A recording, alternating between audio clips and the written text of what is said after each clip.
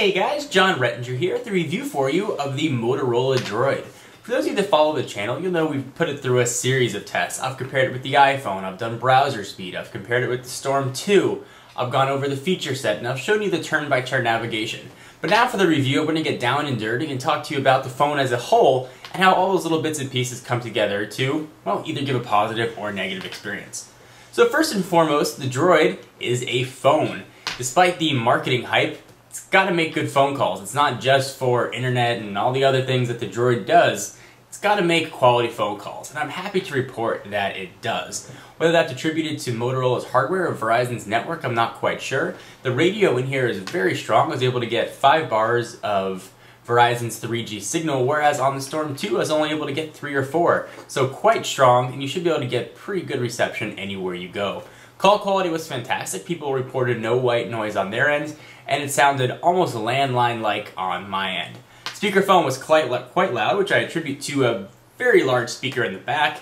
One of the louder speakerphones I've heard, probably second only to the AT&T Tilt 2. So the speakerphone's important to you. You're going to really enjoy the Motorola Droid.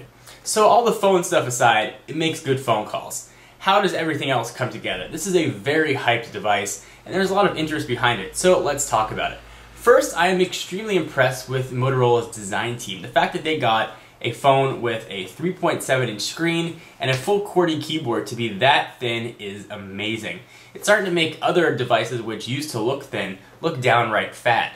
I'm looking at you, iPhone. One of the things that I really like about the screen is obviously that it's capacitive. It's very bright, it's responsive, and it works well. I'm a big fan of the capacitive navigation buttons on the bottom, although it did take some getting used to. There's some haptic feedback, which means when you touch it, they vibrate, but they do work quite well, and they're your standard array of Droid buttons, Android buttons rather, your back button, your menu button, your home button, and you even have a search button. So if you're worried about how those would work without being actual buttons to push, don't be concerned. So one of the downsides is 5-megapixel camera. Motorola was claiming it's capable of shooting full DVD quality video, which let me tell you, it is not. I did a sample of a video where I showed you my cat. You can see the video quality was not fantastic.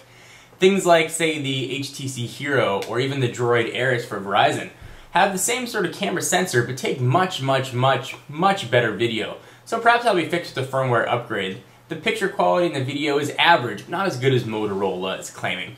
Just wanted to give you a heads up.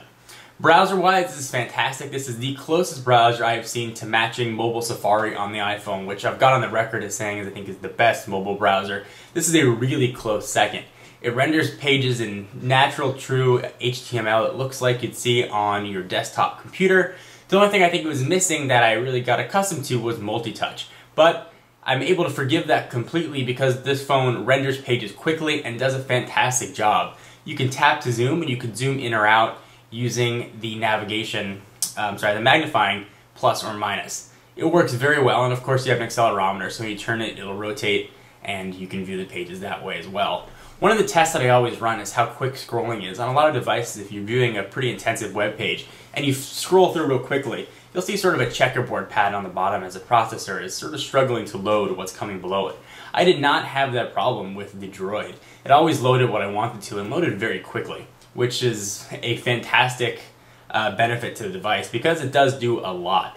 So let's talk about Android 2.0, which of course is the operating system that's running the Motorola Droid. It's unskinned. What that means is it doesn't have sort of a layer on top of it, like the Sense UI that you see with the HTC Hero and the Droid Ares, or even TouchFlow 3D like you see on HTC devices that are running Windows Mobile. This is running Android 2.0 as Google created it. And Android 2.0 really brings Android into its own.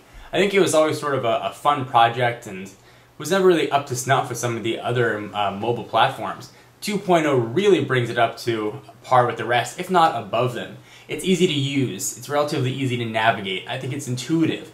The widget functionality is great. The home screens, in fact, you can have 3 of them and customize them any way you want, is really fantastic. And as an extra bonus, the fact that you now get free turn-by-turn directions with Google Maps navigation, which is still in beta, is great. Granted, the lady's voice is super robotic, but it works really well, and to have a free navigation option is really nice. You know, cell companies love to charge you a few extra bucks for the telenav service, whether it's Verizon, Maps or AT&T Navigator, Sprint Navigator, whatever it is, they'd love to charge a few extra bucks, and well, Google's essentially saying no. And I give Verizon credit for letting Motorola and Google put this on the device and let it be used. Certainly it's taking money out of their pockets, but it's increasing the user experience. So I'm very happy that they allowed them to do that. So guys, in conclusion, I've broken down everything about the device in previous videos. This is probably the single best device in Verizon stable. If you're a Verizon user, I would have no reservations about recommending this to you. One of the big downsides that I do want to bring up though is the full QWERTY keyboard. And I've talked about this in previous videos.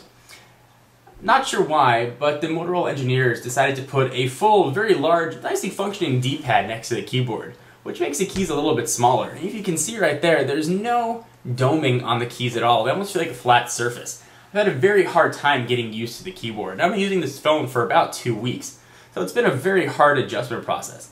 Now, I'm not saying you won't get used to it. It just takes time and it's not as accurate as you would like. I actually found myself using the on-screen keyboard more than I was using the physical keyboard.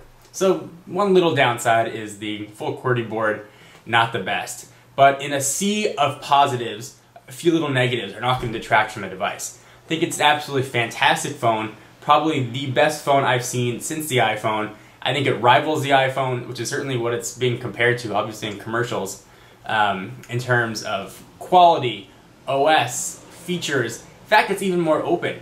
I'd even say that this could possibly even be better than the iPhone. It is a fantastic device, one that I can wholeheartedly recommend. And this is only the second phone on a 1 to 5 star scale. I have given a full 5 stars. Can't recommend this phone enough. If you had any reservations about the Droid, don't. Check out your Verizon store and get a chance to use the device. I really think you're going to like it. I certainly know I do. If I was a Verizon user, I would be using this as my daily driver. It would be in my pocket all the time. So guys, hope you enjoyed. For exclusive content, check me out at Twitter, twitter.com/John4Lakers. And if you want all your tech news, check out TechnoBuffalo.com, where you can create your own sublog and monetize it and make your own money and interact with other users in our built-in social network. And of course, the URL for that is TechnoBuffalo.com. Anyway, I hope you guys enjoyed, and I'll see you in the next video. Bye-bye.